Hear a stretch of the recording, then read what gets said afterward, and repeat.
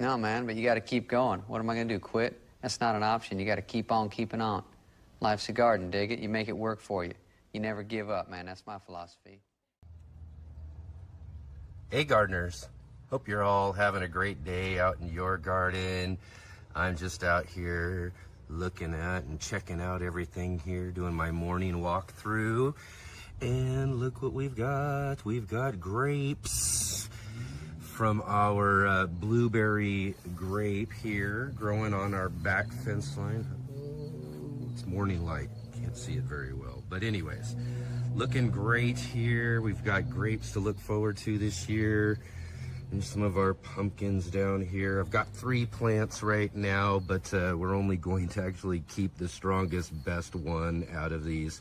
We're gonna grow a giant pumpkin for my granddaughter this year. So, I don't know, they're all looking pretty good. I don't know which one to select yet, so we'll have to wait and see there. We've got some more squash, some more tomatoes down there.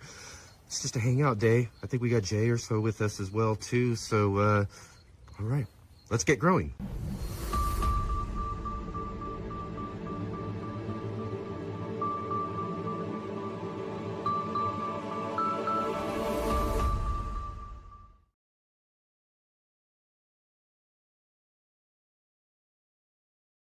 All right, all my garden enthusiasts and passionate plant people.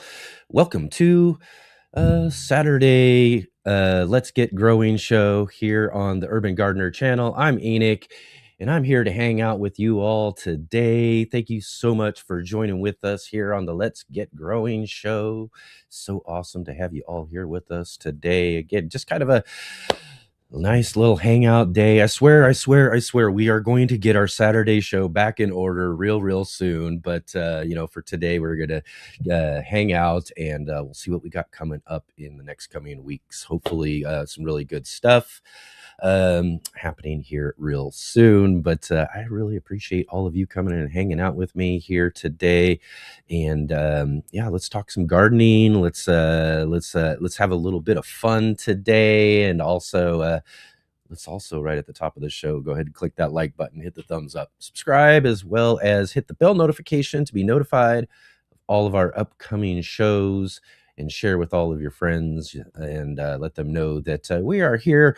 I know I say every, but mostly right now. Saturday is at 11 a.m. Pacific time, 2 p.m. Eastern here on the Urban Gardener channel. So definitely thank you all to all of you who are coming and hanging out with us on your time, though. Thanks to Team Replay for coming and joining with us today. Really great to have you here with us, as well as the live crowd. If you're here on replay, definitely drop into our comment section. Let us know you're here. Let us know what you've got growing on, where you're growing from, all of that fun stuff, or just stop by and say hello. And again, if you are here with us today live, definitely jump in and join the conversation. We've got roll call coming up here in just a few minutes as well, too. So let us know you're here, just like all the folks on Team Replay, where you're growing from, what you got growing on, all of that sort of stuff. And we'll give you a big, huge shout out here in just a few minutes on our roll call. And definitely everybody, thank you so much for being here. Drop down below and check out all of our links to all of our other Urban Gardener links and contributors. We've got lots of great contributors here on the show. Hopefully we'll be seeing all sorts of them here coming up real soon as well too. So definitely jump in those comments below. Go check out some of our contributors. Go show them some support over on their channels as well too. And definitely everybody, awesome to have you here. Like I said, just kind of a little fun, kind of cool, casual hangout today. We'll talk a little bit about what we got going on a little bit later on in the show. I did want to mention to you here right at the top of the show, we did do a fun show. I mean, a really great show last Sunday. Yeah, last Sunday edition, we had Dr. Jeff joining with us. It was really great show. I hope you guys go back and check that out. We were talking just a lot about, how to kind of, deal with stress, and utilizing our garden spaces for a lot of the stress that we've been dealing with in our lives and all of that. And especially, I mean, as I mentioned in the show last week, it couldn't have come at a better time to have the doctor in the house with us to talk about de-stressing and using our gardens for de-stressing and the importance of de-stressing and all that sort of stuff as well too. Because boy, oh boy, I'm telling you, my life has been stressful lately. I mean, I've been pushing it and pushing it and pushing it. And that's why, I'm sorry for everybody who loves to come and join with us and hang out here and each and every weekend as much as I do. It's just sometimes, in life, we've got to put certain things aside or we got to hold off on some things because there are some other more important things going on. And that's kind of been the case right now. Just a few things happening and going on. So I'm just trying to piece some things together, get things back, hopefully going here to normal. But the problem herein lies is the fact that it's just so hard to kind of say exactly when, right? That sort of thing. And so we're just kind of working through some things. And as I said, we are going to get some things. I am, emailing like crazy with some people, trying to really book some really great new guests and some other guests coming up and all of that sort of stuff. But we will get everything back to normal here. But that's been kind of my stress, is that and things going on in my day-to-day life and all that sort of stuff. There's just so many things, outside of gardening and all of that are just kind of pressuring and working, working against me in a way for the goals I'm trying to attain and everything. But for the most part, things are moving along well. It is stressful. It is tough. I mean, that's why it was great to have Dr. Jeff on last week, was to be able to kind of talk about this sort of stuff. Stress and those sort of things really do happen to us, in all sorts of ways. It's coming at us from all different directions and all that sort of things. And, the garden space is just a great space to be able to go and hang out and to do things and to be able to, help kind of analyze and think and, kind of help release some of that stress as we get to hang out in the garden space. And I have been doing a lot of that. Just specifically that, instead of a lot of the work on the show and the things that I've been normally doing and all of that, I've been kind of replacing some of that little bit of time I can find to do certain things with just generally just going out in the garden space, just working on the things that need to be done, just thinking about how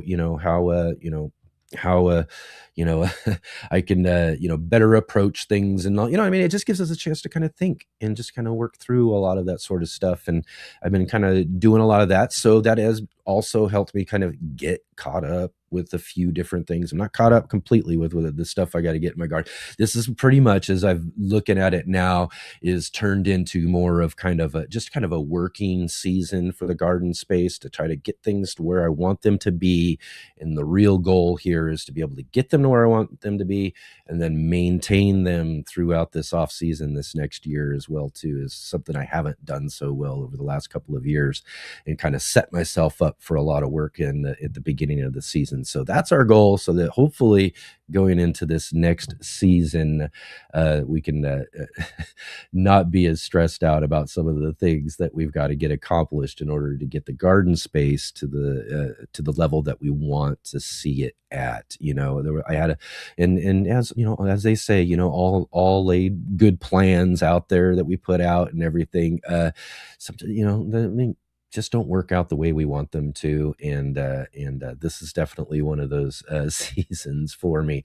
Although similar to last year, kind of have felt similar last year too, but this year I still think I'm getting a lot more in than I did last year. I think there's a lot of other things growing and doing really nicely, better than some things last year. Some things aren't doing as well. We can definitely talk about peppers later on when we're chatting with Jay about, in fact, I didn't mention that. I think we got Jay. I know I did at the beginning on the video, but yeah, we'll have the Jay bot with us just a little bit later, and we'll talk some gardening and all of that. We'll talk about some of the things that are going well, some of the things that aren't going so well, and that sort of stuff out in the garden space. But yeah, that's just kind of the way it works out. We got to do with what we've got. Sometimes life hands us different things and changes our plans and all of that. But going back to the idea of de-stressing and utilizing our garden for those sort of stuff, if we're if we're spending enough time in the garden space and doing all of that, things will work out just fine, I'm pretty sure. So that's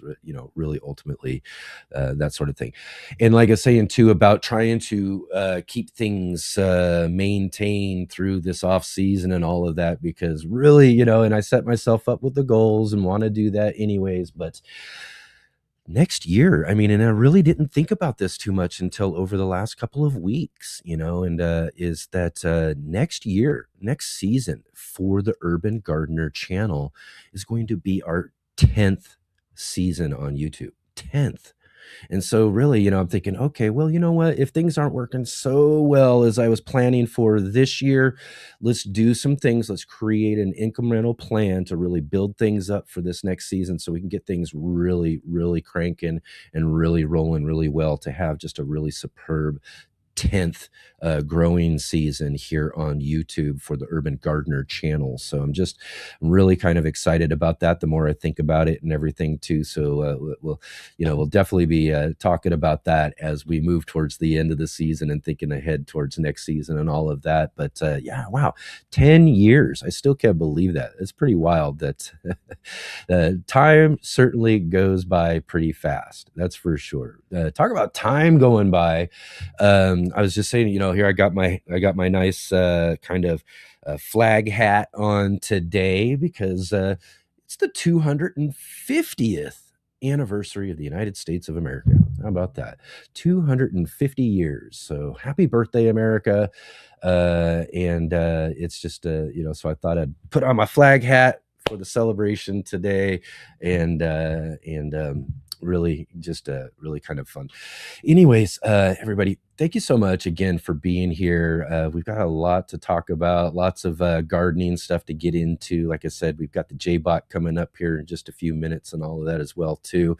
But yeah, another thing, we've got like a little surprise, I suppose, coming up here in just a little bit as well too. But I can't wait. We'll show that to you here in just a minute. But let's go ahead and jump in here real quick and see who we all got with us today. I know it's kind of a we haven't done a few shows and all of that sort of stuff, so we got to kind of gear up to getting everybody back in here, right? But let's do a little bit of roll call today. My name is Kevin. Yeah. That is my name. Yeah. They call me Kevin. Yeah. Because that's my name. Roll call. All right, roll call time. This is the part of the show where we give all of you out here hanging out with us and joining with us live today big, huge shout out here for being here with us today. So really great. Like I said, it's always great to have you all here with us today. And right at the top of roll call, let's go ahead and give a big old shout out to, yes, the J-Bot, who's in here every week in our chat. Helping us facilitate such a wonderful chat, giving us awesome information, links, and all of that sort of stuff. We'll chat with J-Bot coming up here in just a minute, joining us from Midwestern Ontario, Canada, in the lee of Lake Huron. Right on, right on, right on. Yes, yes. Oh, and she did mention that we have a couple little surprises for you today. Nice little one coming up here in just a minute as well, too. And I see we got our other good friend, Adam Burley, joining with us as well, too. Yep, he's just right up the road from me here in Southern Oregon, right up there in Central Point. Yeah, right on, Adam. Thanks for hanging out with us. Hope everything's growing out in your garden really well and awesome and all of that. And and he says, so far I have my tomatoes, peppers, and a few summer squashes in. Hopefully I'll be getting my corn and beans in tomorrow. Awesome. Excellent. Corn and beans. Yeah, I went over the corn we're growing this year. I'm growing over at my friend Mike's place. I talk about that every now and then. My friend has a couple of really cool, like 20 by 40 foot plots we put into his front and side yard. Kind of, he has a corner house. So it's just kind of right on the corner there. We got these really cool garden plots, and we're only using one of them for the summer season this year, but I just went out this last week and planted out all of the corn for that plot. And he just called me up yesterday and he says, yeah, they're popping up right now. So excellent to see the corn and beans. Beans are kind of like, I think this is, if anything, or out of this growing season, beans are kind of like the kind of focus, I would say. We've got lots of different kinds of beans and stuff like that too. Can't wait for things. Another thing I'll just mention too on that note is that I do kind of have a plan to do, because I'm not doing too many videos right now, but I do plan on doing kind of like a couple of little summer and fall garden tour type of ideas that I'm going to do. So I'm going to get out there. Hopefully, we'll just kind of do a walkthrough, show you everything that's growing on and all that sort of stuff. So I'll go and show you all these really cool beans and different things that we've got growing on in the different spaces around the garden right now too. But yeah, corn and beans have kind of been on the menu for this last week for me as well too. So right on, Adam. Great to have you here and joining us from all the way over across the Atlantic pond in Cornwall, UK. We've got our good friend Sean the gardener back here with us today. Awesome to have you here. Says from the greenhouse, yes, I've bought more dahlias. All right, dahlias are awesome. I wish I had some. I grew some many years ago. I'll say many years ago, but it has been one of those things I've been wanting to get back into and trying them out because dahlias are just so beautiful. And as Sean says, dahlias and more dahlias. Why did I buy more? Cut price tubers? Well, that's the thing. That's why you buy more, right? Are they on sale? You're getting them. Yeah, it's hard not to grab up things when the opportunity is there. And like I said, dahlias are just such a wonderful, beautiful flower and all of that too. And there's so many different varieties. I used to love going through at the National Heirloom expositions that Baker Creek used to hold down in California. Both the Northern and Southern California versions of them over the years had a really cool dahlia exhibit. They had this person who just, they specialized in dahlias, and they would have all these just amazing varieties, just so many of them. I mean, just these tables full of just these beautiful, amazing flowers. So yeah, just love dahlias. I would have to say too that I don't know if I've got a favorite, but they're definitely right up there at the top of my list for sure. And onions, onion sets, shallots, carrots, and dahlias. Awesome. Excellent. I love it. And we've got Outlier Gardener here. Hello. It's great to have you here with us, hanging out on our Saturday show today here on the Let's Get Growing show. Outlier, thank you so much for being here. Really appreciate you coming and hanging out with us. Definitely. Awesome. And let's see here. Who else? I'm just kind of going down here. Outlier says, picking boysenberries here in coastal Los Angeles. Boysenberries. Awesome. Those sound delicious. And we got Rebel Ruth in the house. Hi, joining you from Southeast Texas, growing tomatoes and peppers mainly. Awesome. Those are usually my main big crops.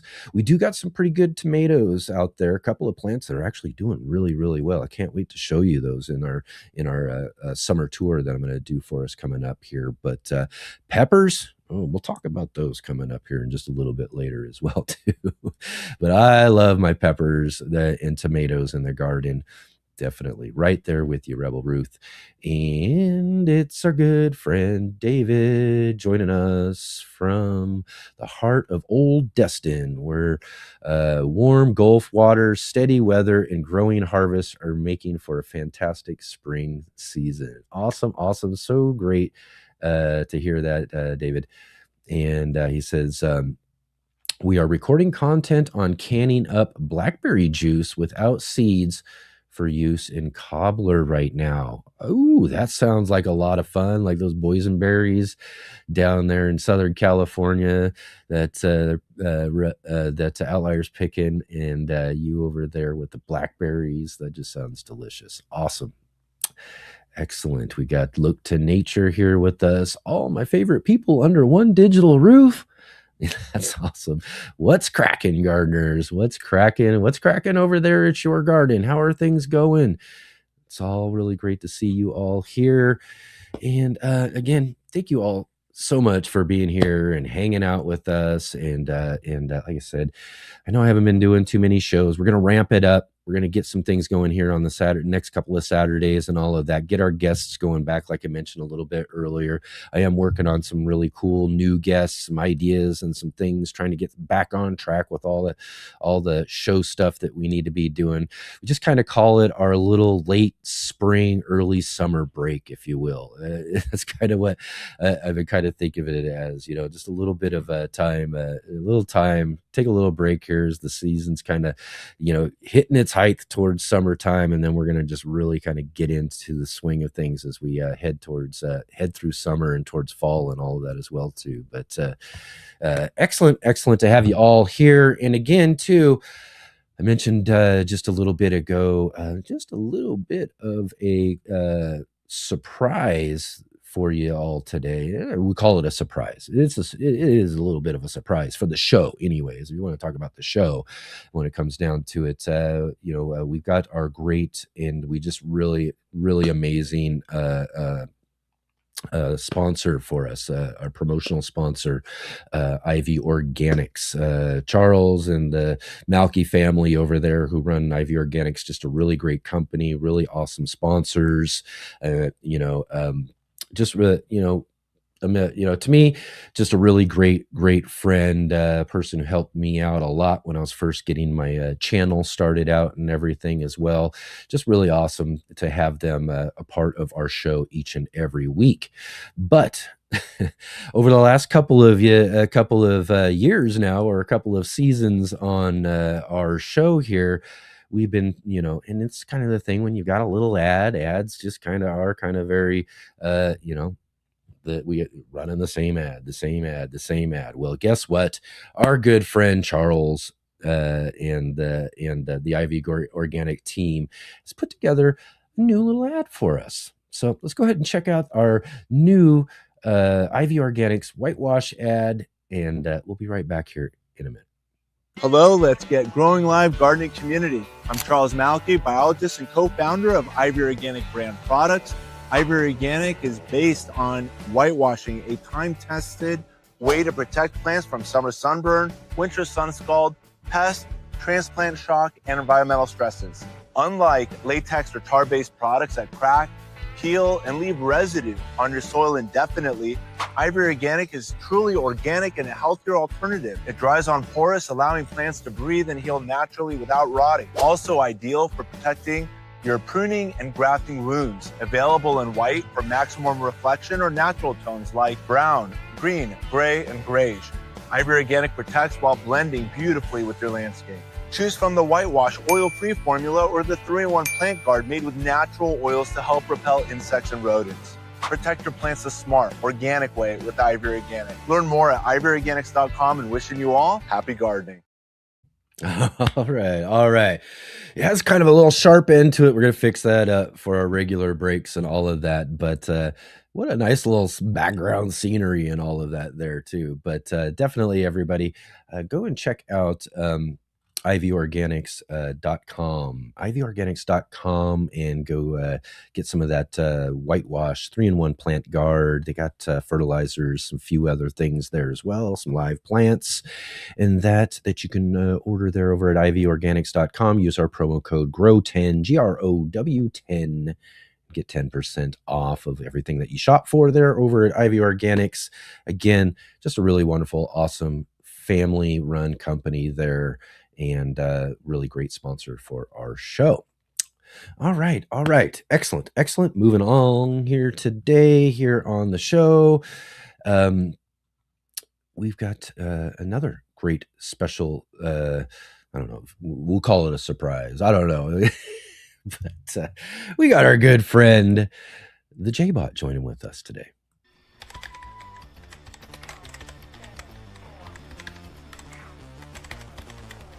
The J-Bot. And all right, let's welcome to the show our good friend and facilitator. It's Jay Dixon, all the way from Midwestern here, Ontario, right? The lee of Lake Huron. Yes. There we go. I got it. How are we doing, Jay? How's it going? Good. Getting better and better. I was Absolutely. Great to see that wonderful smile on your face. Well, I was starting to have a little bit of some health issues that were slightly interfering with the joy and fun of gardening, and can't have that. So I was trying to straighten it up, especially where I am.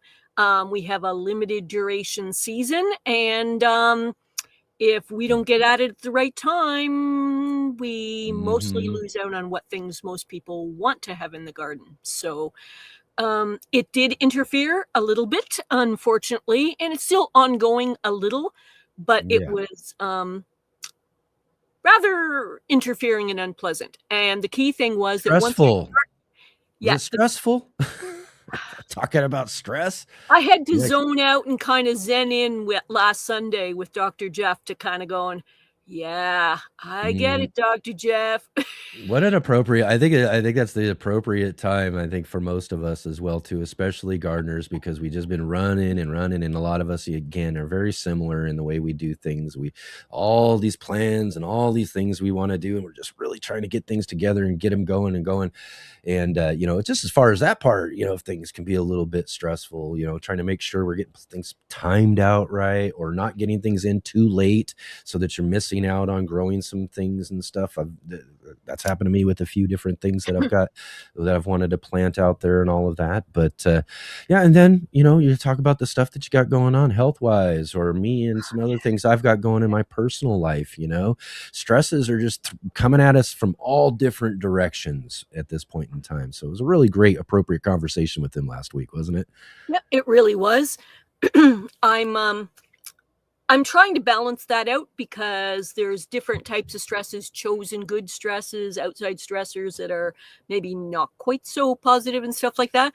But I'm trying to balance it out, kind of yin and yanging it a little bit, with trying to deliberately push forward sort of some more positive attitudes and positive happenings for individuals and within my community, because,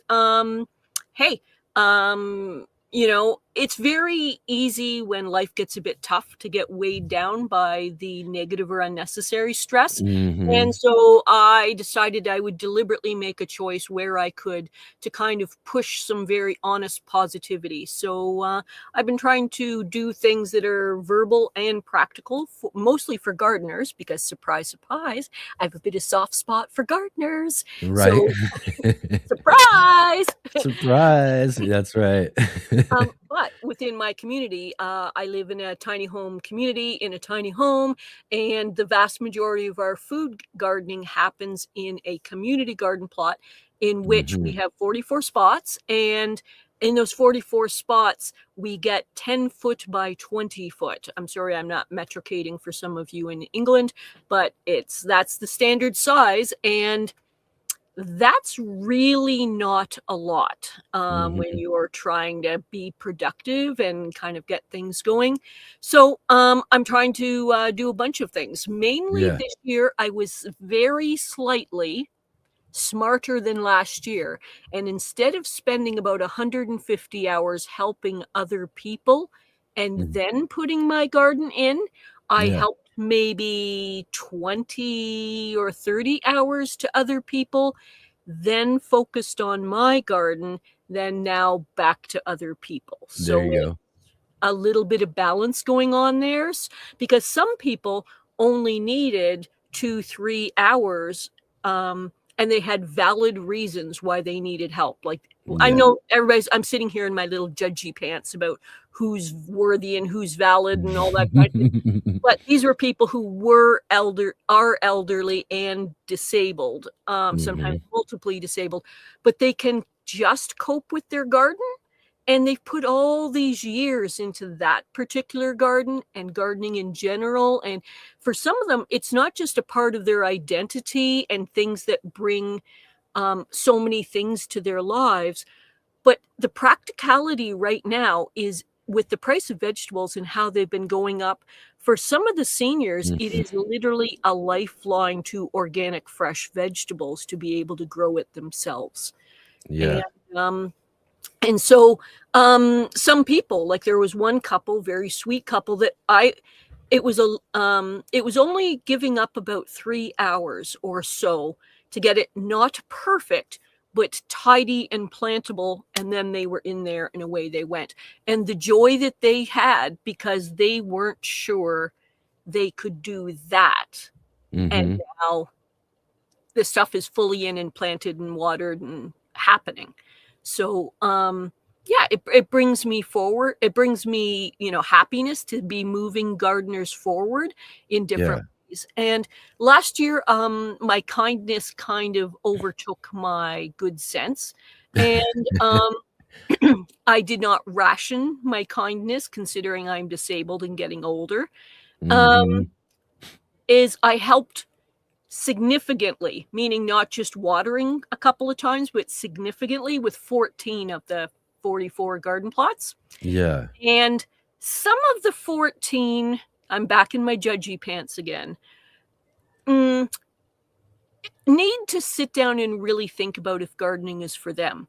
Oh boy, do I love gardening and gardeners, but it's not necessarily the hobby for every person in every lifestyle. Sometimes it's just other things that bring greater meaning to their lives. And sometimes you have to come to that reckoning about what is worth your time and energy. And as gardeners, sometimes we have to kind of slightly push it aside or make adaptions or whatever, because gardening still means a lot, but life just kind of crowds up on you. Back to the idea of some of the stress things that Dr. Jeff was talking about last Sunday. But the key thing is that gardeners generally want to go back to that when life is reasonable. But in our garden plots, there were some people that year upon year, it never became a priority. And I went and had a sweet and nice talk to several of them this year and said, I'm getting old, I'm getting disabled. It's been a few years of me helping you a lot. And I think you need to decide if this garden means enough to you to fully take it on yourself, or get somebody else to help you besides me. But you're always helpful. Well, one person is... You just got used to that helpfulness and and the other stuff was more of a priority.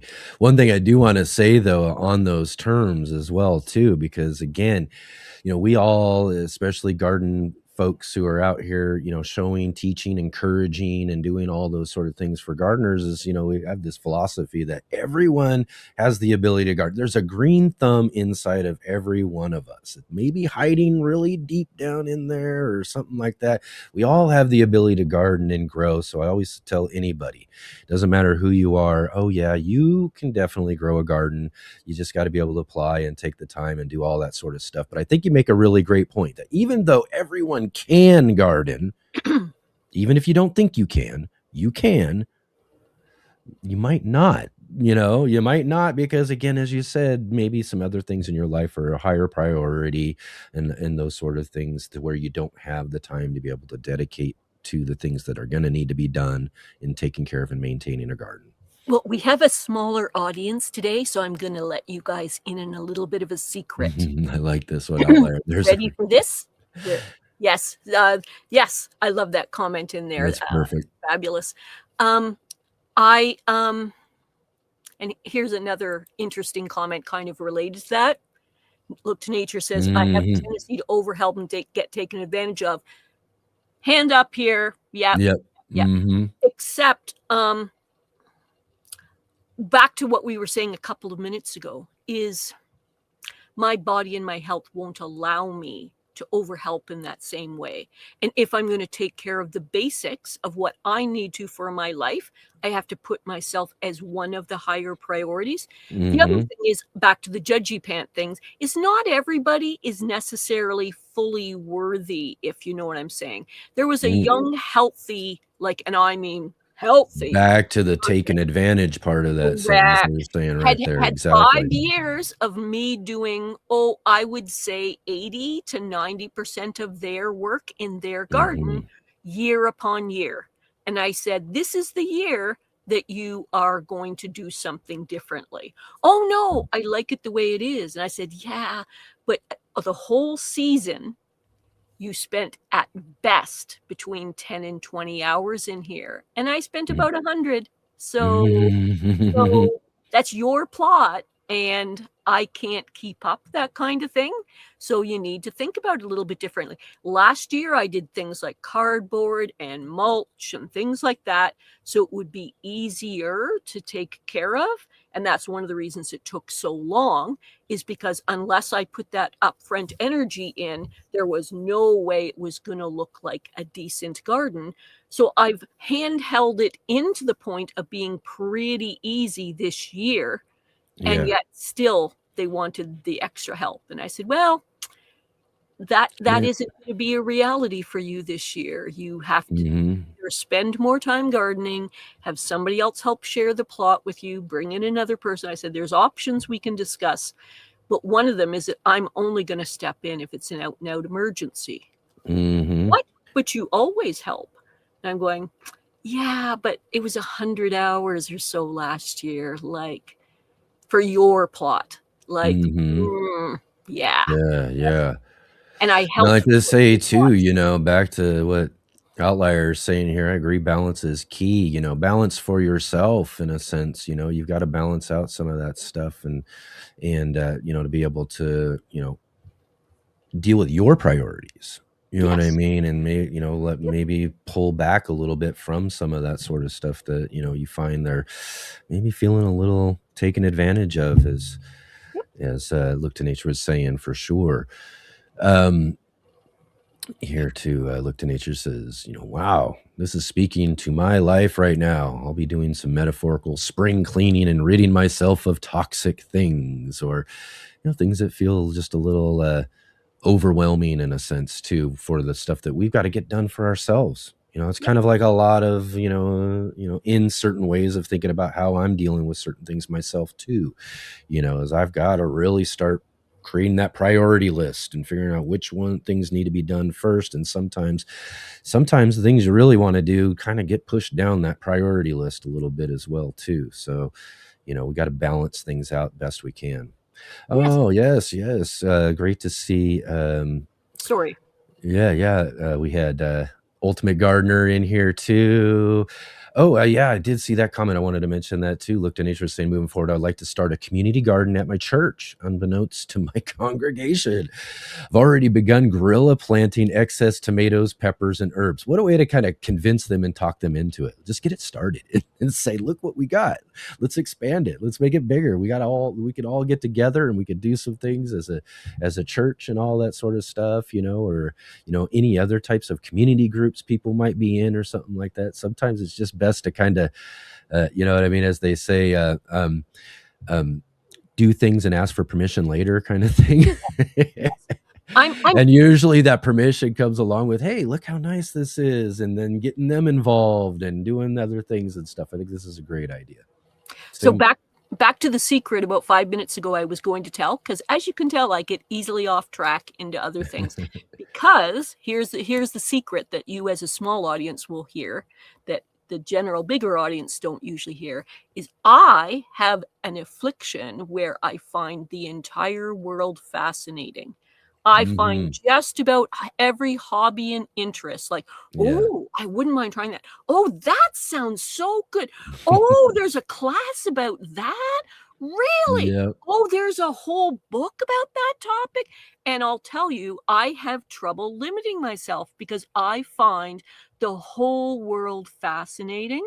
And I find that if you are open to it, if you look for it, there is so many people out there in small ways, medium ways, and big ways that are in need. And I have a funny little quirk about my character that when I see someone in need, I feel almost like kind of like an emotional, physical kind of hurt. Like I am so empathetic that it's like, oh, yeah, what if nobody cares in their life? Or nobody is giving them a sign of hope? Or maybe, like sometimes I'm not talking about dumping $10,000 on them or anything. Sometimes the smallest bit of paying attention and noticing or a bit of help is enough. Mm-hmm. And I kind of view myself in kind of a slightly interesting way. I have a philosophy where I live in most people's thoughts about how I live is I don't have a lot. Mm-hmm. Except that in my opinion, I do have a fair bit because I live in a country that is free, that is mostly safe, that we have a community infrastructure and social safety net that is good. We are mostly respectful and kind to each other. We don't live in fear. Food is relatively available. Shelter is relatively available. And believe me, I do know the social things where some of these things can be a challenge. But Mm-hmm. generally speaking, compared to people in big distress, I'm living in a situation of privilege. And my attitude is that because I have that, when my health is well enough, I try to basically tithe back, to try Mm-hmm. and give back, to try to lift a little bit, lift an individual, help a community space, make something just a tiny little bit better than it Mm-hmm. had been. Because I woke up this morning and woke up in a nice place, and I have enough health and a good attitude that something before I go to sleep at night, 1, 2 things are going to be very slightly better Yeah. because I'm here. And that's going to be my little mark on the world, not Mm-hmm. huge things, but little things. And it's surprising how one person in sadness or distress, but you paying attention and listening to them for 10 minutes is sometimes all that they've had all week. Mm-hmm. Yeah. And the desperation and stuff, you might just be because of that 10 minutes of listening and paying Yeah. attention could be just that lifeline so that person feels okay to carry on. Yeah. Yeah. Yeah. No, I love the philosophy, of caring and sharing and helping and doing all that sort of stuff. I try to live that same philosophy myself. I will mention though too to everybody out there, for those who might not know, that Jay is from Canada. Yeah. I say that because I was mentioning too earlier too. I got my flag hat on today. It's America's 250th birthday and all of that, But the same sort of thing here, though there are some differences in certain things of how certain things you described there and everything. But it's the same thing. Yes. I was a very poor kid here in America. Very, very poor kid. I don't talk about that a lot, but I grew up very poor. But I will say this, even though I was born as poor as I was still born with a lot more privilege than a majority of the people on this planet. Yes. And even with the little I have and the little that I've grown up with and all of that, one of the best things that or lessons or things I got to learn over the years was the ability to know and understand and recognize that, to be able to do and share and to help and to put my best effort towards my community and people and friends and family, the best that I can, with whatever I've got, because there's too many out there who have even less. Even when you think that you don't have as much, there's people who far more less, and we can always be, and again, I'm not even sure. I'm just what I'm saying ultimately, as far as that goes. But I think it's a great philosophy to be caring and to be putting your best self out there to help ensure that others can find a way up from where they're at. And to further on that, and then maybe we'll move on to gardening topics, unless people want to continue on that thing, is some people say, oh, but my life is all really challenging or difficult, or I don't have a lot of money, or I don't have a lot of time, or I question my talents and stuff. Honest to goodness, sometimes just a couple of minutes or a tiny amount is enough to help see someone through. And in some cases, I've had people come back to me and say, about how I made a difference in their life Yeah. with just the smallest thing. And Usually just some kind words. kind words, Were, are a mention. big one. These are free things we can do. It doesn't cost us nothing. You know what I mean? Is to be able to recognize and see someone and to be able to encourage them. Like you said, whether they get certain talents or certain things like that, you know what I mean? Is to be encouraging, to always lift people up. You know what I mean? Lift people up is a good thing to do. And on this 250th anniversary, I am not part of your country, but I would love to see some of you moving forward in kindness, consideration, and cooperation. And that's as Yeah. political as I'm going to That's right. I completely agree. We've got a lot more to learn about that. Even 250 years in, we're always striving to be a more perfect union. Not that we are, but we are trying to be more perfect. And that's that goes into that same philosophy of, just being kind to others, help others out, and do that sort of stuff. And let's lead a charge of kindness and positivity in the world to help encourage and lift others up.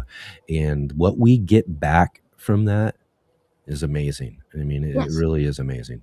So make us jealous. Make us foreigners jealous of you. There you go. I love it.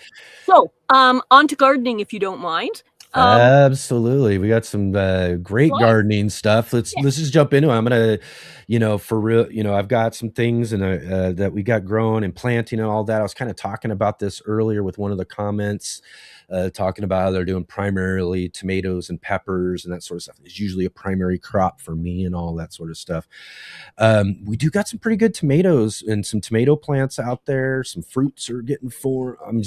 So there some pretty good things going on there. But peppers, I mean, if anybody knows me and my channel and all of that, I spent a whole year putting out my pepper series, doing showing you guys all my whole routine and how I do all of that sort of stuff.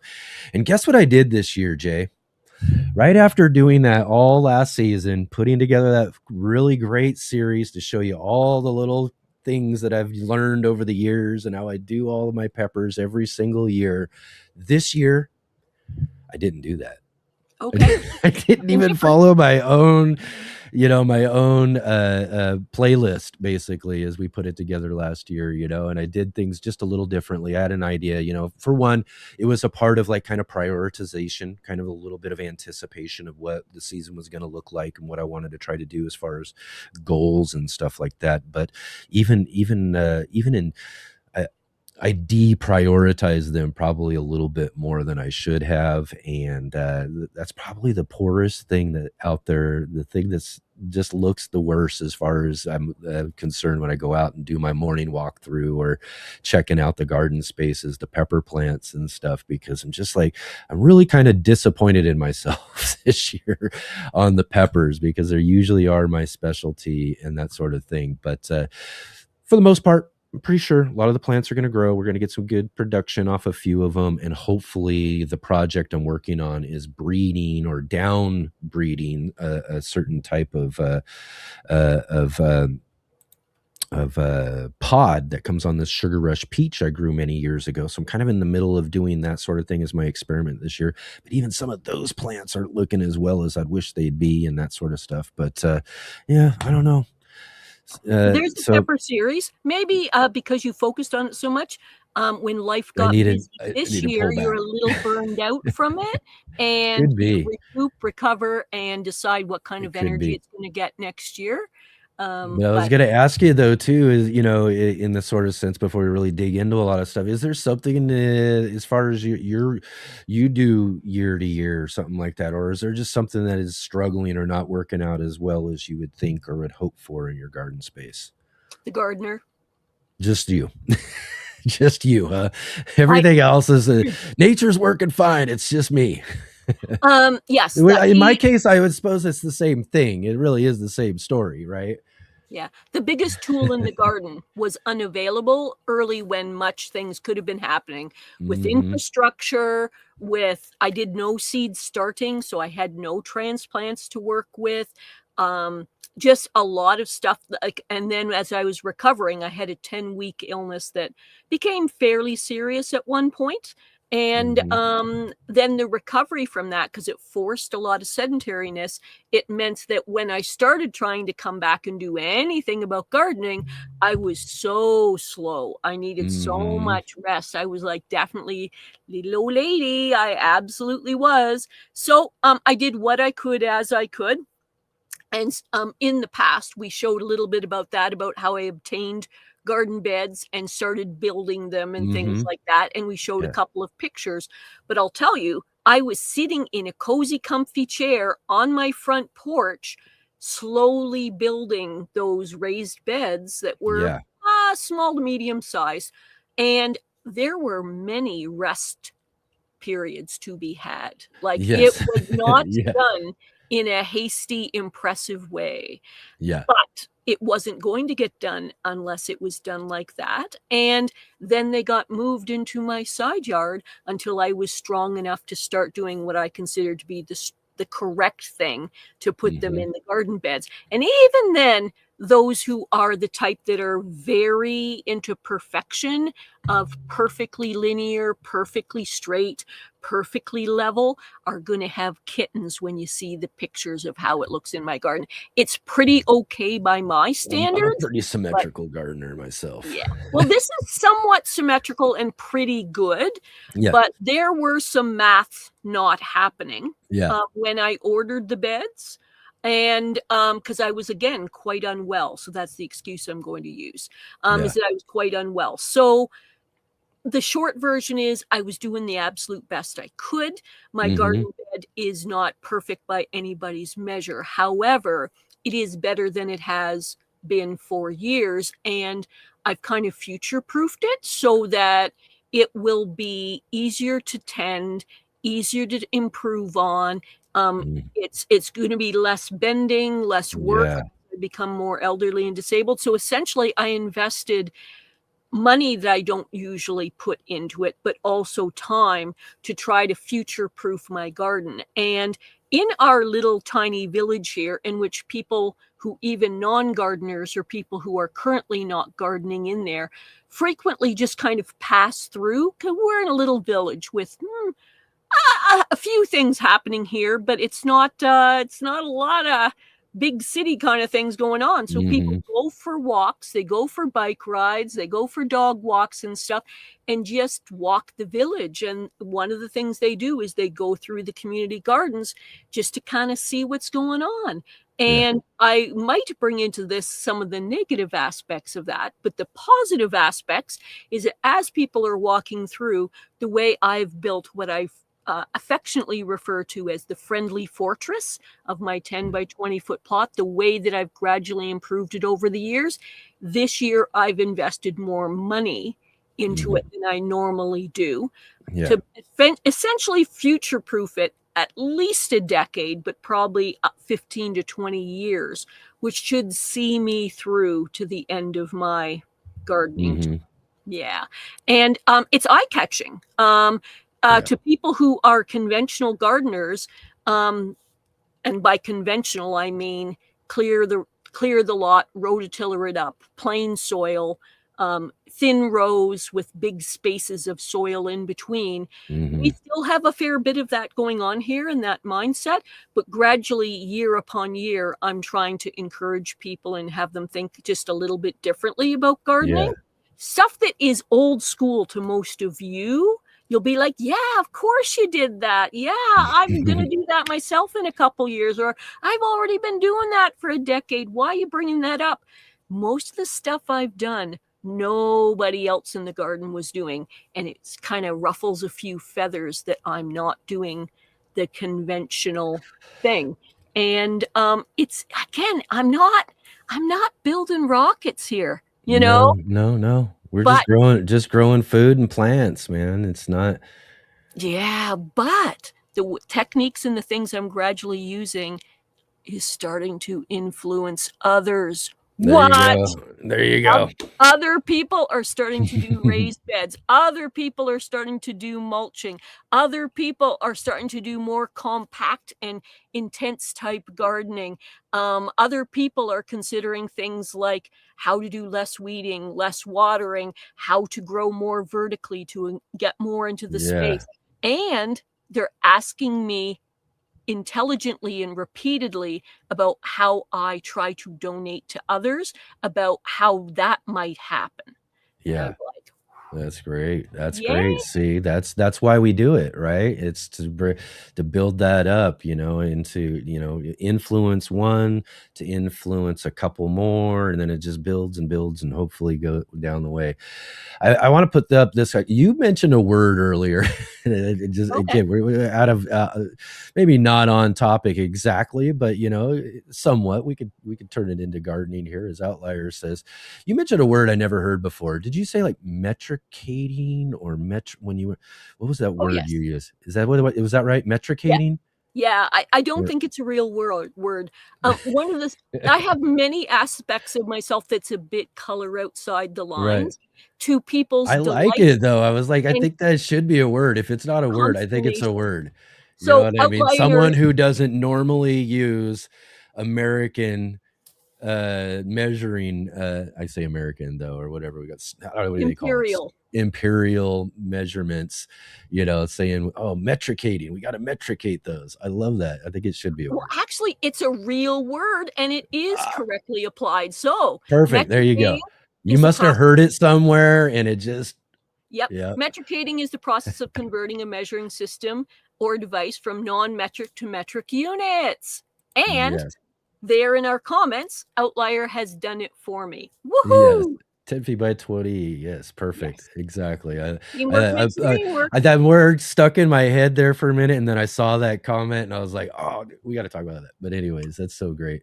There's multiple things about myself that slightly color outside the lines, and I live in a fairly conservative, fairly rural area, fairly traditional thinking, and I am in my life have done some of that, but mostly fairly outside that. So some of my ideas and concepts are a little edgy for some people. It's all meant in kindness, it's all meant in support, but not, yep, see, there we go. Sean the Gardener. I was making raised beds from 1984 onwards. I wanted to back when Mel Bartholomew was coming out with Mm-hmm. Square Foot Gardening. It was Yeah. the first garden book I bought brand new. I still remember it from back then. And it's still, I consider it to be a very influential publication. Now, Mm-hmm. mentioning that publication, I don't necessarily 100% agree with every aspect of how it's done. Oh And yeah. the main issues that I have with it as someone who's low income is they are very heavily focusing on materials to put in it that are all, how do I put this, must be purchased and must be Mm-hmm. purchased away. And I would rather, a lot of my efforts go towards making gardening accessible and available to everyone. Because my goodness, if there isn't some people who could use fresh organic food, it's people who are low income. And Yep. so I want to make as few barriers as possible. If I have anything useful or inspirational or educational towards helping anybody garden, but I have a Yeah. special emphasis towards that group. So as an example, in my garden, someone was talking to me about how my garden looked and stuff, and I said, and we'll show some pictures shortly, but it's it took 20 years for me to eventually get it to that level. And what I love about it is almost everything until recently with these new raised purchased beds was all upcycled, all scavenged stuff. It was all things that people were tearing down decks and sheds and stuff. And I would Mm-hmm. rock on up and go, hi. You see all the stuff that you have to haul away and pay good money for at the dump? Would you mind if I kind of scavenged through here like Trash Panda and found what was useful? and I swear to you, I will leave it tidier than it was. Is there anything I shouldn't touch or that you don't want? And believe me, I will leave it nice. And the vast majority of everything from my garden, both metal and wood, are salvaged. And that makes it, you can see sometimes with some of the gardeners who ask me about that want to do similar things, in a way, the relief on their face. I go, yeah, I spent about $10 on this. Mm-hmm. Yeah. What? Mm-hmm. Yeah, about 10. So, give or take, Yeah, yeah. Yeah, gardening doesn't have to be all the expensive and stuff. I think it's something that kind of a lot of folks who are just getting into it, wanting to garden, they start to see all these things and, in a way that makes them think that they need these things or they need a lot of this extra Yeah. stuff, and a lot of the way, a lot of things are put out there and a lot of, and that's why in some senses in my channel and what I've done over the years, I've really tried to focus on those things. I mean, our biggest video or our biggest piece of our garden is our water wicking earth buckets. You know what I mean? And the our videos. I have a video that shows 75 cents. You know what I mean? A piece. You can make these for 75 cents a piece and have a 5-gallon size container that can grow a lot of different things out in your garden space for those who have small spaces and that sort of thing. You don't need these big old things that cost all this bunch of money. You can do a lot of different things, recycling, reusing, repurposing, doing a lot of different things that can bring down the expenses of gardening so much to make it far more practical to those who are just wanting to get out and grow some food. Yeah. Yes. I like this comment here real quick. I hope Sean the I'm Gardener wrong, but says, oh, go ahead. I was going to say, Sean has this one. I love the old gardeners. My influences back then were growers with flat caps and cigarettes. I said, well, I got the flat caps, but I got rid of the cigarettes a couple of years before I even started my gardening channel and all of that sort of stuff. But one aspect of that comment, I'm glad I don't have anymore, but I'll keep the flat caps. So. Yes. So I'm just putting up those links to those earth buckets because they really are a very practical way to grow. And I am working on getting extra buckets to replicate that, I hope, next year. That's not going to be a reality for me this year, but there's a couple of videos here and I'm just grabbing those now. And I guess the thing is, another thing, I'm just going to go slightly into some negative stuff, is that lately I've noticed a fair bit of discussion going on in the media where they try to push the idea that gardening can be expensive. And they're sending people out buying absolutely everything from zero, fresh, new, you need everything. And, oh, look, it could be $1,000 for you to get your garden. How will that ever pay for itself? And it's like, yeah, anything in life. Let's buy a mansion instead of starting out small with a starter home or something, or considering that renting might be a thing. So I guess what I'm trying to say is, in what might be coming tough times, I want it to be in the hands of people with the knowledge, the skills, the materials they have to be able to grow their own food, local, close, where they can, and take care of themselves, their family, their friends, and possibly other people in the community. And it's part of the reason why I volunteer and give time in shows like this. Yeah, exactly. Right on. Well, let's dig into something. Jay, you were kind enough to go around your garden earlier today as you were doing different things to snap some pictures so we can actually get right out into your garden. We've been talking about it a little bit here. So how about we kind of go through and take a look at some of these photos, do a little garden tour, and you can talk about what you got there. So I actually am in a unique position where I live in a tiny home in a tiny home village, and we have a community garden that is provided for us, and it has 44 plots in it. And I have one, and my partner has one. But occasionally people are long-term into gardening and can't quite use their garden plots. So knowing that I like to make sure that soil that could be growing food isn't sitting bare and not having food in it, people sometimes lend me their garden space. So we're going to go on a little tour and see more than one plot. All right. So this first picture is a general backup picture of what I call, whoops, somehow that disappeared out there. Okay, so that is the friendly fortress. That is my garden plot that is 10 by 20.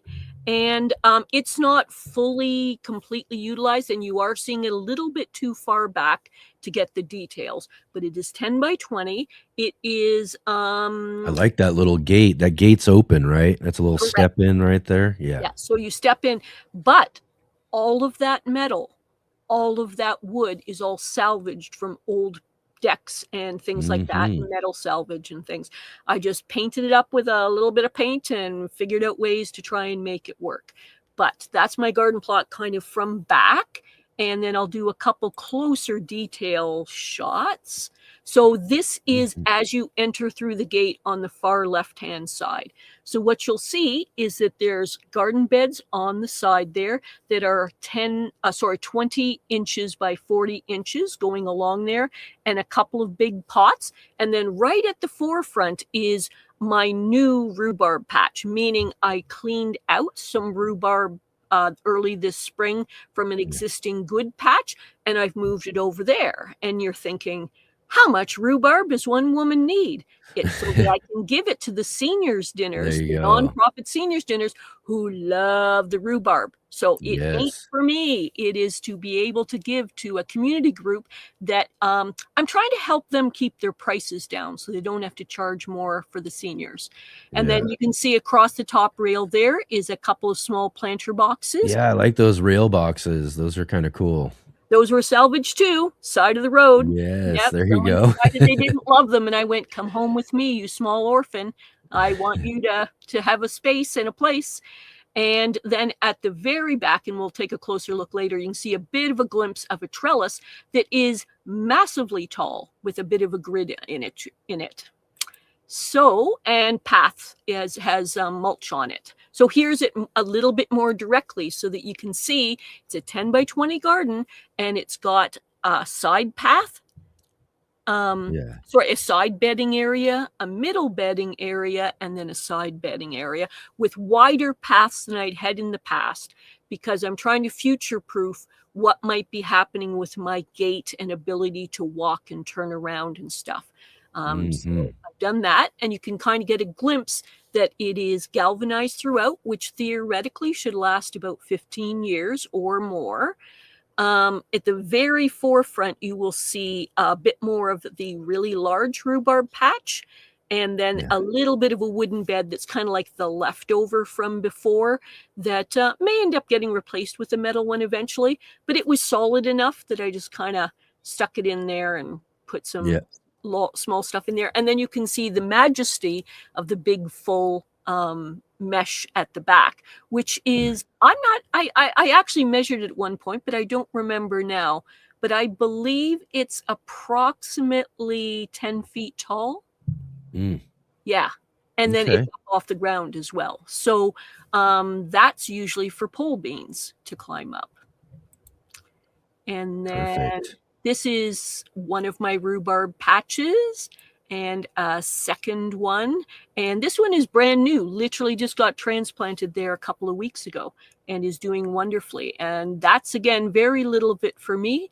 It's actually for the seniors' nonprofit dinners. And then in one of those planter boxes, every one of those planter boxes, just because I was in haste, so this is almost zero planning, that's bush beans all in there, and they're just coming up. So that's in the planter boxes on the top. And this is in the center garden bed, and that is almost entirely cabbage. The types of cabbage going. And they're about to get covered. Why?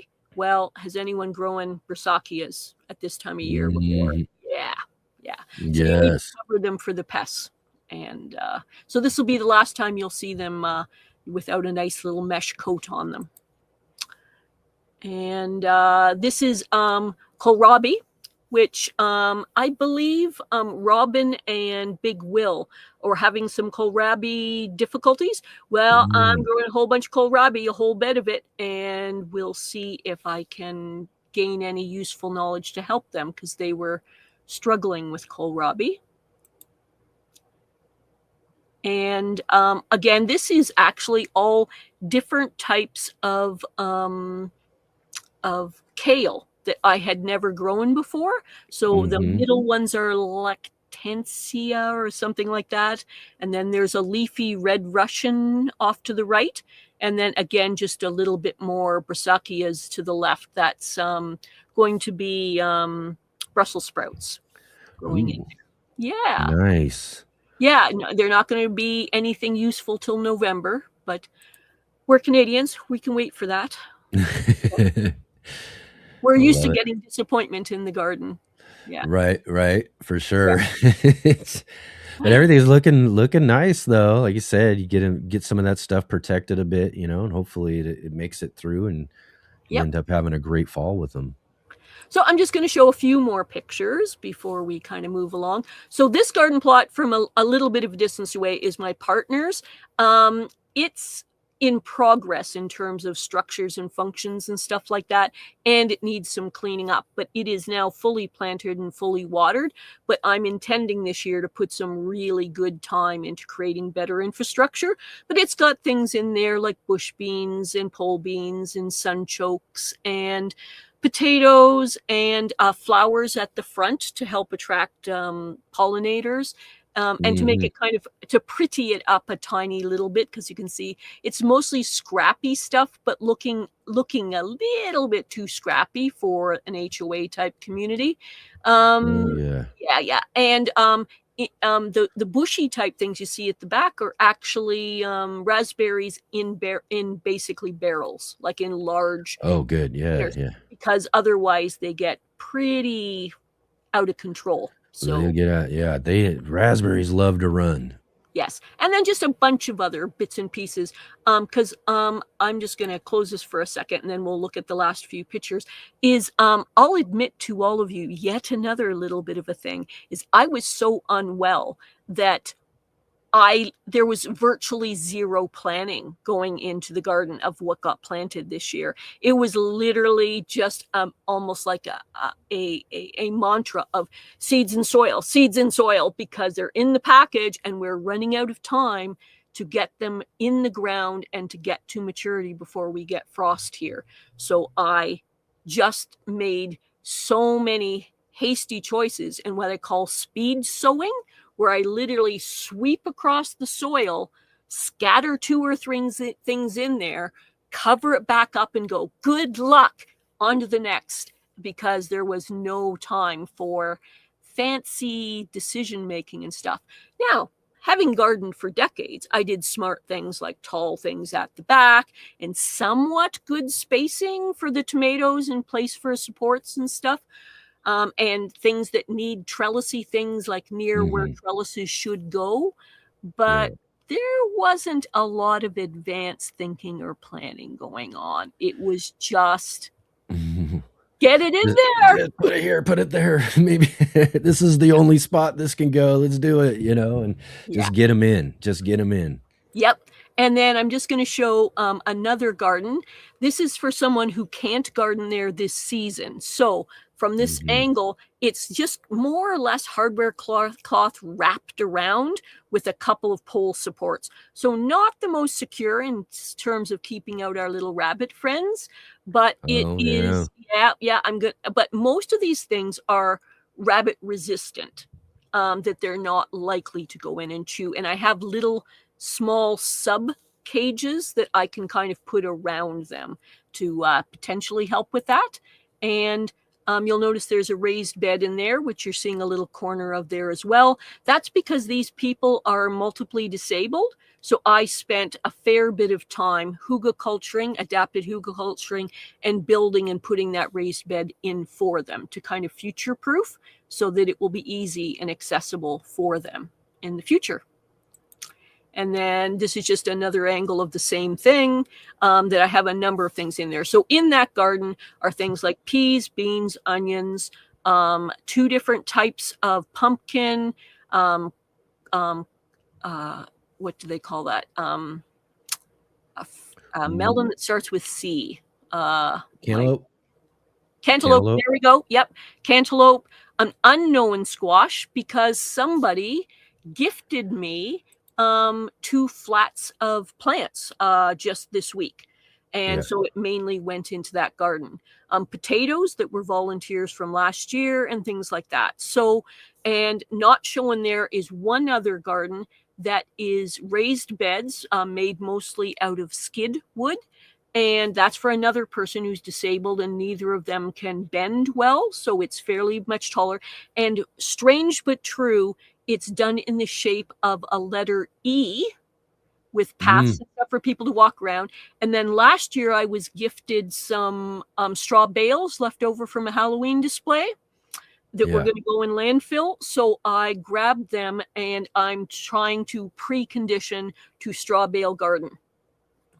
Straw bale, straw bale gardening for the very first time. Never done that before. So actually what I'm doing is going out once, twice a day, and you have to precondition the, essentially what you're doing is you're breaking down the established bales in very, in small areas so that it is conducive to growing stuff in. And it's a bit of a process, and I can describe it more, or people can look into it.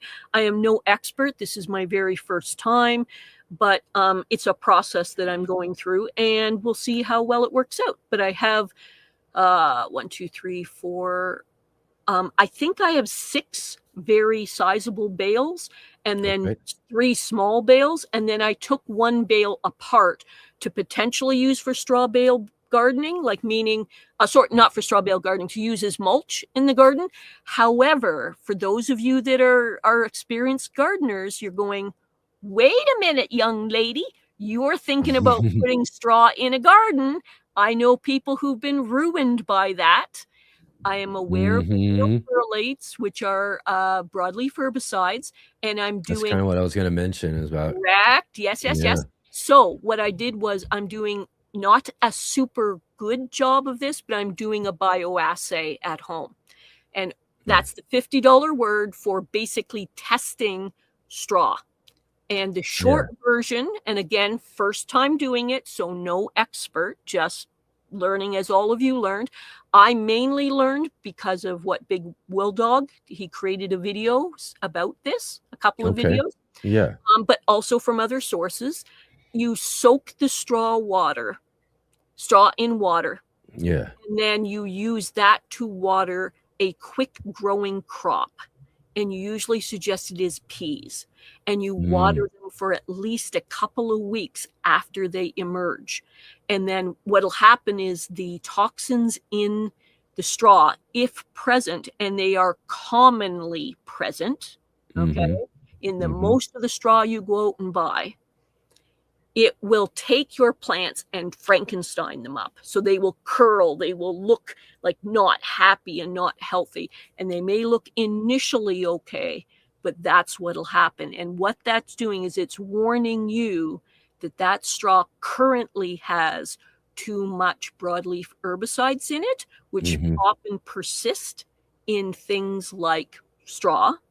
And if that's the case, it doesn't mean it's garbage, but it means do not currently put it in contact with your plants or soil. Set it aside somewhere to age out or put it into compost. It is still useful eventually, but it's telling you until those things leach out and age out, do not put them in connection with your plants or soil. And I say this because some well-known YouTube gardeners, very respected people, passed through that and ruined their soil, and it just destroyed everything they had. Several names that you will recognize that they did that, and we're so sorry for it. So, wonderful resource. Glad I got it for free. Glad I saved it from filling up. It was going to go in a dumpster. But it's not touching my soil. until it proves itself okay. Did I do a fantastic scientific survey? Nope, but I did an okay level testing, and then we'll see. Yeah.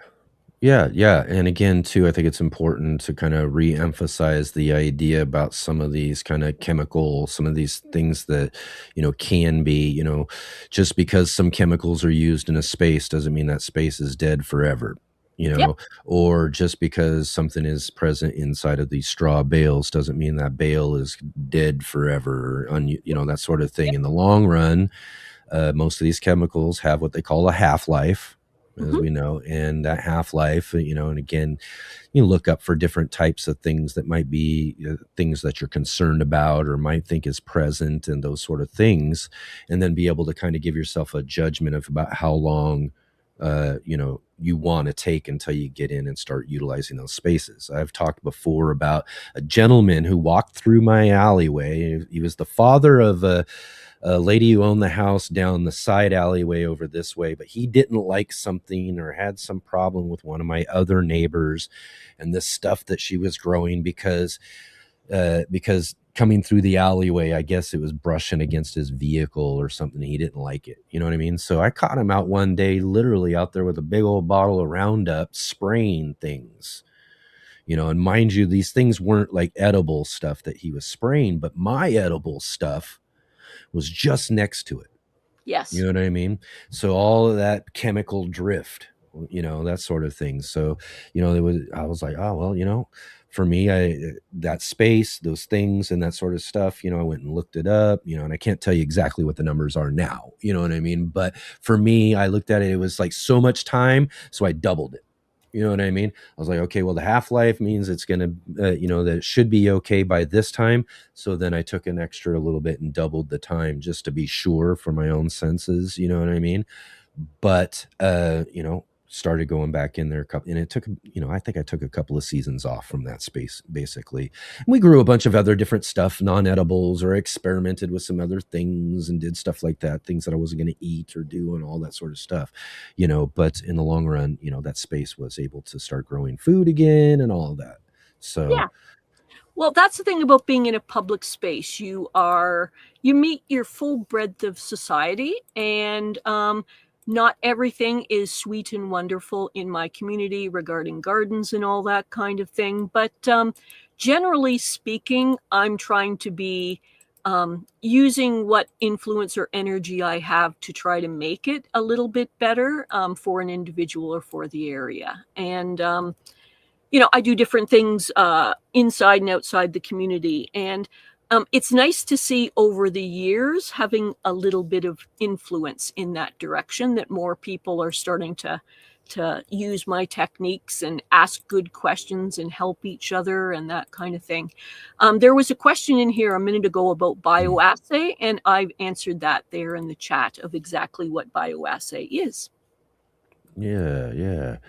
Exactly. And let's see here too. Oh, I see. We got Serena in the house. Nice to see you. Let's see here. She asked a question. What do I need to know about transplanting sweet crimson watermelon plants? This is my first time growing them. I have 2 plants. I bought at a farmer's market, and they are a yard long. Wow. A yard long already? So she's got like a start that's already really trailing out already?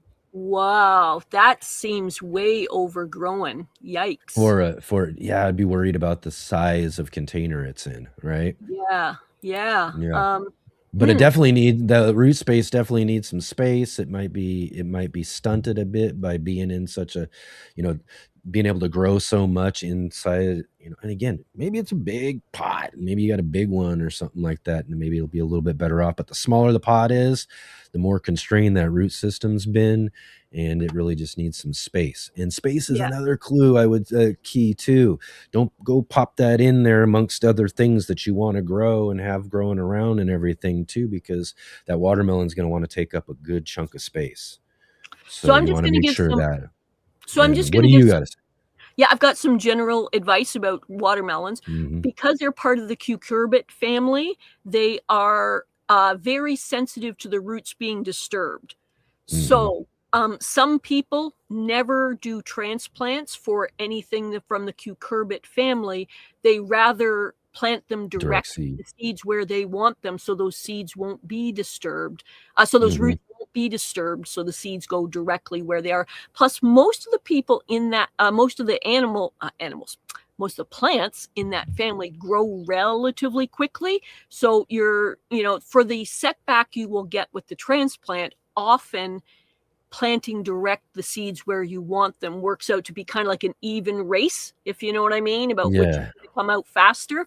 Yep. So there's that. The other thing is, because that plant is so big, that is big for a transplant. I don't know the size of the pot, but we'll just assume regular pot size, like Like regular a 4-inch plant. maybe, you know what I Yeah, mean? yeah, at the best, at the biggest At the usually. best. Yep. That it's likely those roots are going to be very bound up together, and roots for that watermelon do not like to be disturbed. But because it may be root bound, and until you take it out, you won't know, you will see if that's happening. And the usual advice for root bound plants is to very gently open up and kind of make it less root bound so that it will not keep coiling on itself. But Mhm. now you're dealing with a delicate plant that's overgrown, most likely, for what it should be, Yep. and has been root bound and doesn't like its roots done. So gentle, gentle, gentle, prying it apart, but you Yeah. don't want to have those roots exposed to the air for terribly long as you Mhm. fiddly them in place, because the longer the roots are exposed to the air, the more root damage occurs. So you're in a bit of a delicate situation. In the future, you may consider saving those seeds or obtaining those seeds otherwise and doing direct planting, but you can still plant that thing. Yeah. Gentle, gentle out. If it's root bound, gently, gently teasing those roots out. Very, very careful. Get it in the ground relatively quickly. Prepare your site so it's ready, and you're going to sink it down to just like the collar of where the plant starts as an actual plant itself, and no deeper, because it's not like a tomato plant that likes to can be buried deep and benefit from it. You're just going to put it up to the normal ground height for it, and water immediately, not over water, but Mhm. water immediately, because you've basically traumatized that plant in a couple of ways. So it needs TLC for a little Mhm. while to kind of make it through. And in fact, if it's a super dry soil or really like outrageously sunny, I would even look at kind of trying to tent it or something so it was not getting blasting heat or full sun, because that would Till they be can get a the chance to one. get those roots to spread out. Yeah. Correct. And the one trauma too many. And if you see They may be sun little loving, flowers, but yeah. yeah, dappled sunlight or shaded sunlight, just Mhm. initially till those roots can establish, because that plant's job now is roots. We're rooting for roots. If it's got any flowers or anything on it, you want to pinch those off right now, because that's taking energy away from root, because for the next 5 days, that's what that plant needs. What I Mhm. do in those situations is I water a minimum of twice a day so that's evenly moist, trying to have those roots spread. And I would Yeah. love to hear other people's opinion or advice. If other people feel differently or have a different experience, speak up. We would love to help Serena and help each other.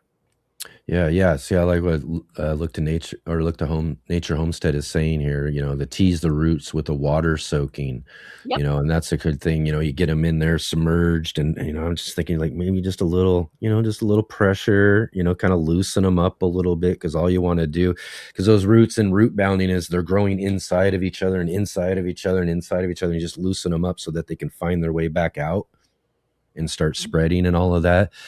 But I think what you said though too about maybe providing some shade and those sort of things is really also important too, because it is just a young baby plant that is now, and it's not going to look like it's growing for a little bit too, because what's going to end up happening is those roots want to spread. They want to find and get established, and they want to get in and figure out their space before it's going to really start putting energy up top. So, you know, that's why, again, a good shade, just give it that time so it isn't being beaten up by the, you know, we're about to hit the height of the sun here. Summertime's about to be the first day of summer coming up soon. So there's a lot of, you know, it could be a lot of heat during the midday that could you know, really push that plant back. And we're just trying to give it the best shot it can have for this season. You know what I mean? And that's the best case scenario. And Look to Nature is providing some advice in that direction as well, about soaking the root mass in water first, splaying the roots out straight, supplying it with good soil. Fish amino acid has also been added there.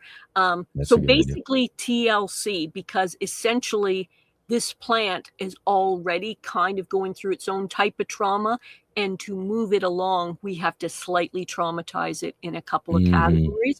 Let's not add to that unnecessarily so that we get success. I do like the part of this comment, though, that says that is even better, like gently untangling onions. You gently untangle your onions?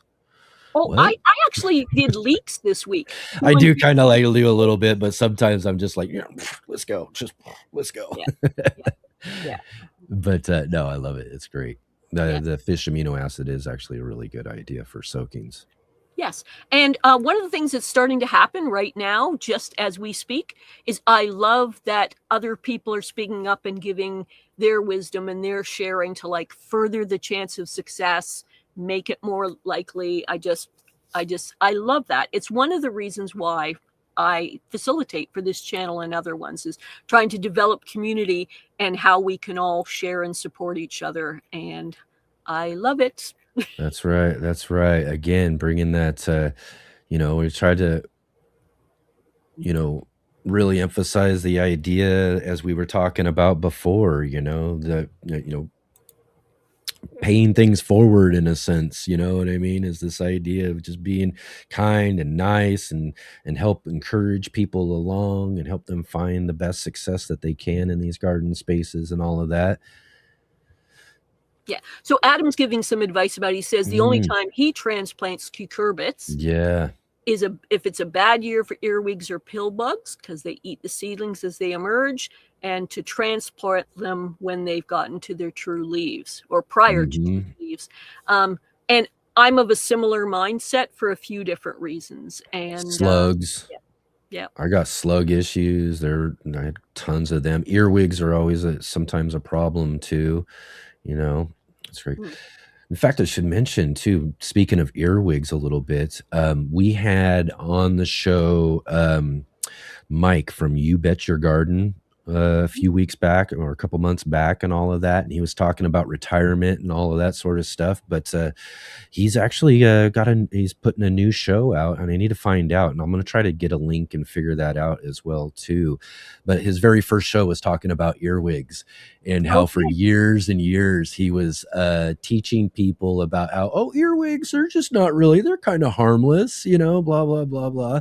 Right. And it really is a thought. And I've read other people in blogs and things about that, you know, for some areas, maybe in some places, they just don't get into big, heavy populations. So there really aren't as a big of a risk to a lot of things in your garden in some spaces. But man, he was talking about over the years, the mail he's gotten over those comments, or those times that he's talked about earwigs being harmless, and he's had people email him and send him mail about how bad they do and eat up and all that sort of stuff. And had I heard him say that, I probably would have said the same thing, because earwigs tear up and eat up and do tons of stuff around my garden too as well. Yeah. But yeah. I'll have to look into that. He's got his new show coming out, I think, with Gardens Alive, I think. Okay. So if you go to Gardens Alive, I think that's what it is, that he's they're running his new little show through them, I believe. So we'll get some more information on that too, because I really want to help encourage people to get over there and check him out too. Mike's such a great, fun guy. He's a really great, long, storied career in organic gardening. So yeah. Right on. Enoch, I just took a couple of comments out, and I will explain later why. But okay. Yeah, no problem. that happened.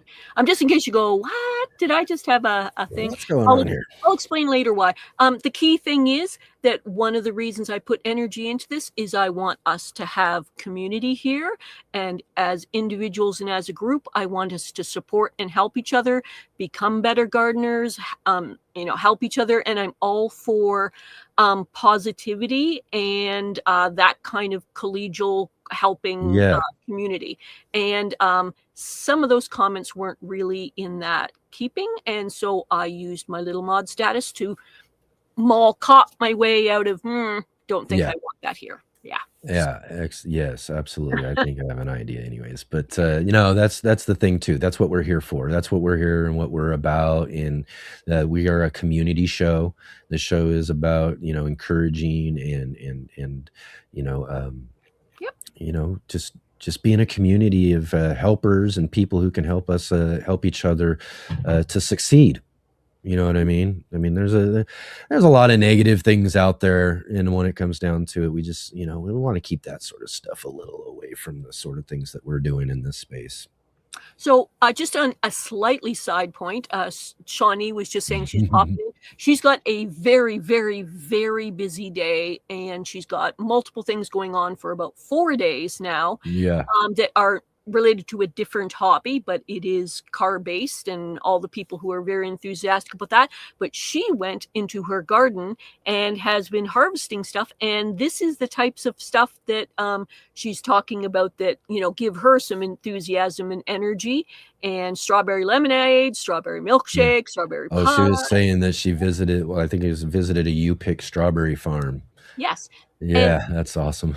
And the wisdom there is sometimes with gardening to decide that for the space and energy and skills you have, sometimes it's better to trade or barter with someone else or to support a local supplier for some of the needs that you have there. And look to nature saying I'm looking into Strawberries Anonymous.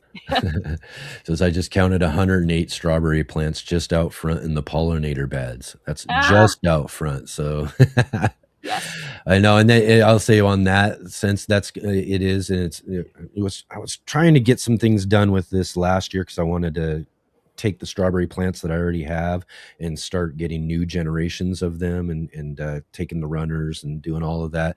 So that really is my big project this year, because I've discovered that one of my granddaughter's favorite things is strawberries. And every time she comes over here now at 2 years old, she's running strawberries. She can say something strawberry or whatever now, and she's pulling them off the plants and yanking them and just eating them right off of it too. So I want to make sure we have plenty of strawberries. So this next year. So this is Shawnee's what's going on with her life for the this 4 day. Oh yeah, huh? You might say motors, vans, car shows, that kind of thing. And but back to gardening, I harvested my first peas of the season. Yay, Shawnee! Woohoo!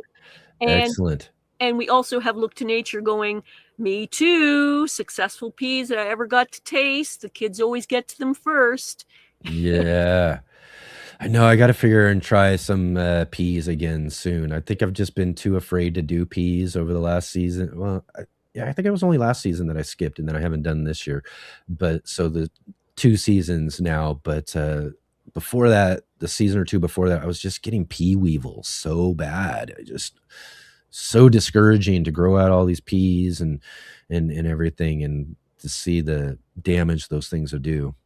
Yep. And Shawnee's saying, unfortunately, she had to rip out her personal strawberry patch and start over. We actually have to end a little bit early today. So I'm going to see if we can potentially help with this last question.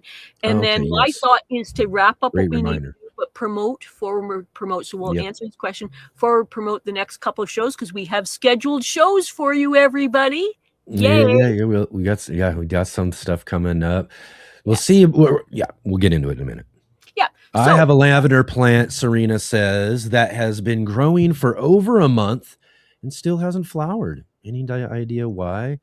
It's in the top of the garden tower with the purple, can I say that? Nicotiana, parsley, and rosemary. Okay. I'm just wondering, lavender up on the top of a green stalk. I'm wondering if it's too dry or exposed up there. I know it's a Mediterranean plant that usually can handle a certain amount of dryness, but maybe it's a little bit too harsh there, exposed. The two lavenders I was kind of working with, I kind of help other people with gardening, and we kind of we didn't have it in that kind of an exposed setting, huh? Or I would almost wonder the constraints of a green stalk as well too, because just some plants, I mean, some plants you can take that grow to a decent size will grow all right when they're limited and they'll just be smaller and that sort of thing. But there are certain plants sometimes that if you're constraining their roots, their root base, they just won't, they just won't when it comes down to it. It's just So so maybe that might be a possibility. So what I've done is I found an article called 11 Reasons Your Lavender is Not Flowering and How to Fix It from what I consider to be a reputable source. So I don't have a great deal of wisdom to pass on myself personally, but I do think that this is worth reading. And so I've got that there. Yes, we can definitely do our best at guiding folks and people towards some things or give you some of our best thoughts and ideas when it comes to certain stuff like that. But, I tell people all the time for Serena and for others who ask a lot of these sort of like more general garden type questions and these sort of things is I'm not a garden expert. And there's a lot of things about gardening I'm still learning and still trying to do. That's why we have a show like this, and why I put together a show like this is so that I can invite experts onto the show and we could dig into and we could talk about and learn and get some of that sort of stuff, and I can learn as well and that sort of stuff. So when it comes to some of these sort of types of questions and the ability to answer them specifically and those sort of things, I'm kind of limited myself, as I try to warn the audience about. I don't like the word necessarily, but we are kind of an entertainment show that likes to give education as kind of a side a side effect of our show, I guess you'd say. That's not the right word, but you know what I mean, that you get a little bit of that as well too, because that's that sort of thing. So I'd really encourage like folks that, you want to know that sort of stuff. Jay's has given us a good link to what she believes is a reputable source, but we also have a lot of great, awesome experts that we get to meet, we get to learn from here on the show. I encourage you to keep finding those people, keep going to those people, check them out, that sort of thing. And there's a lot of people with so much great knowledge about that stuff to be able to help you out and figure those things out. Yeah. So I guess what we're trying to say is we help facilitate experts coming in here. Exactly. We don't claim to be all knowing, Right. all perfect in Exactly. everything. I'm trying to help you find reputable sources towards link, but I encourage you to get the skills yourself to research on your own about the things you care most about. Closing, I'm just going to finish with this thought because I love when the community comes together and provides information. Oh, there's Adam with some more information about lavender. Fantastic. Mhm. Great. And then related to that is someone trying to help us in our community is we've got Look to Nature for You, Enoch, saying if you're looking to strawberry crowns, and then giving you some indications about where you might obtain. Oh, okay. Yeah. Excellent. Yeah. So I love that this community does that. Like we're bringing up, wonder about this, or how does this work, or why is this not working? Yeah. That we're all supporting and helping each other. Exactly. So I'm just. I think that's kind of our theme for the show today, right? Is just kind of emphasizing community and sharing and helping, encouraging people, and doing the best we can with certain things to be able to be helpful. Yes. So I'm just going to close on that because I like the positivity of that thought.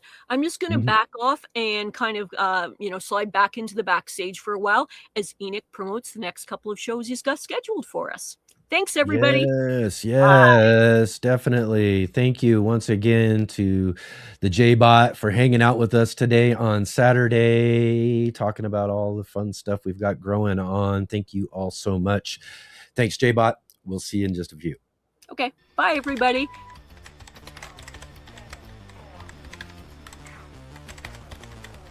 The J-Bot.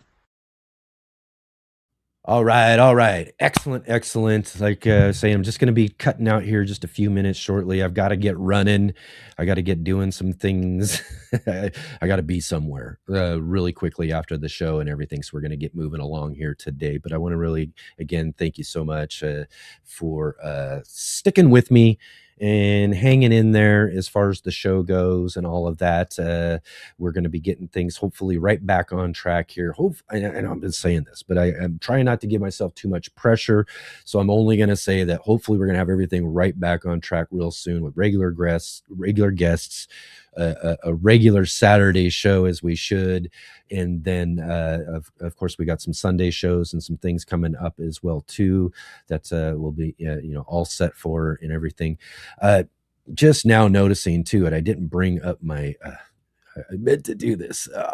But anyways, tomorrow, we're going to be back here tomorrow. Tomorrow on the show, we'll have for the Sunday edition of the show tomorrow, we've got my good friends, Kang Starr and Christopher Bransdahl. I think we got them together this time. Last time we tried to get them together, Kang had something he had to go and do last minute, so it was just me and Christopher. But I think we got all three of us together. We'll have a fun little round table discussion with Kang and Christopher coming up tomorrow for tomorrow's show. Again, 11 a.m. Pacific, 2 p.m. Eastern. And that'll be really fun to get together with those two again and have some fun conversations and discussions. We'll ramp up for next Saturday. I've got a couple of things maybe possible. If not, maybe Jay and I'll hang out again or something. Maybe we'll get one or two of you or something. We'll do something for sure. We'll get that going. We've got some possibilities, but next Sunday on the show is our third Sunday of the month too. So that is our monthly gardening book club. And the monthly gardening book club for this month is, yes, we're back at the Vistamar Community Garden with Christy Wilhelmie's brand new edition of the Garden Variety series. That's right. Christy is our first return author to the monthly gardening book club. She just put out, again, like I said, the next in the series, a murder mystery at the Vistamar Garden. Just a really fun book. The Garden Variety, we had her on before for the book club. Just a great fictional tale of a bunch of characters and people and fun going on in a community garden. And this one's, revisiting all those characters, meeting some new ones and some different things happening as well, too. So I've been reading on in there, just been really enjoying getting back into that storyline. And it's going to be really fun to have Christy on this next Sunday for the book club. So you'll want to come and join us for that conversation. I guess I just also didn't mention too is that, yes, tomorrow is the second Sunday of the month. And usually we have Gardner Scott with us, but Gardner Scott is out traveling and he's doing some things. It's the summer months for him. So Scott won't be here this month. And maybe we'll see about something for a different time or a different type of get together with him maybe next month. But definitely we'll be back to the second Sunday of the month when we get going in August and through the end of the year and all that sort of thing too. So we'll have fun with Christopher and Kang tomorrow. We'll have a great time next weekend as well too. Like I said, before you all head out, let's go ahead and hit that like button. Click the thumbs up, subscribe, hit the bell notification to be notified of all of these new shows coming up. Share with all of your friends. Let them know we'll be here every Saturday and Sunday, 11 a.m. Pacific time, 2 p.m. Eastern. And follow all of the links down below. And go check out all of our great contributors and come and join with us this next, or come join with us tomorrow. Like I said, we'll be back at it here tomorrow. And I'll see all of you then.